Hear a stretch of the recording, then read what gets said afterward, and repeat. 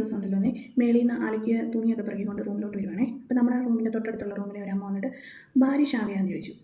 അപ്പം നമുക്ക് ഹിന്ദിക്ക് അറിയാം. അപ്പം ഞാനാണെങ്കിൽ കുളിക്കാറില്ലെന്നല്ല വൈകുന്നേരം രാത്രിയിലാണ് കുളിക്കുന്നത്. അപ്പോൾ ഞാനന്ന് നേരത്തെ കുളിച്ചിട്ട് തലയിൽ തോർത്തൊക്കെ ഇങ്ങനെ കെട്ടി വെച്ചിട്ടാണ് പോയത്. അപ്പോൾ ഏതെങ്കിലും അമ്മ ചോദിക്കുന്നത് നേരത്തെ കുളിച്ചോന്നാണല്ലോ, നമുക്ക് ഹിന്ദി അറിയാമല്ലോ.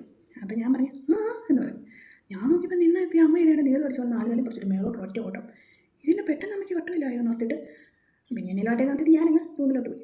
നമുക്ക് ഏതെങ്കിലും ഹിന്ദിക്ക് അറിയാം. 5ാം ക്ലാസ് തൊട്ട് നമ്മൾ ഹിന്ദിയൊക്കെ പഠിക്കുന്ന. അപ്പം പാട്ടൊക്കെ എനിക്കറിയാം.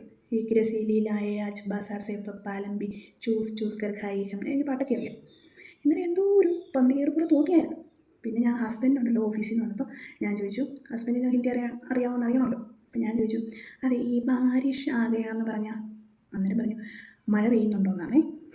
പുള്ളിക്കാരി ഓടിയതിൻ്റെ കാര്യം നമുക്കപ്പോഴല്ലേ മനസ്സിലായി. മുതുവെയിലായിരുന്നു. അപ്പം ആദ്യം പിന്നെ പുള്ളിക്കാരി എന്നെ കണ്ട് മിണ്ടത്തില്ല. ഞാനിപ്പോൾ എന്നെയാണ് കുറച്ച് ഹിന്ദിയൊക്കെ നമുക്കറിയാം.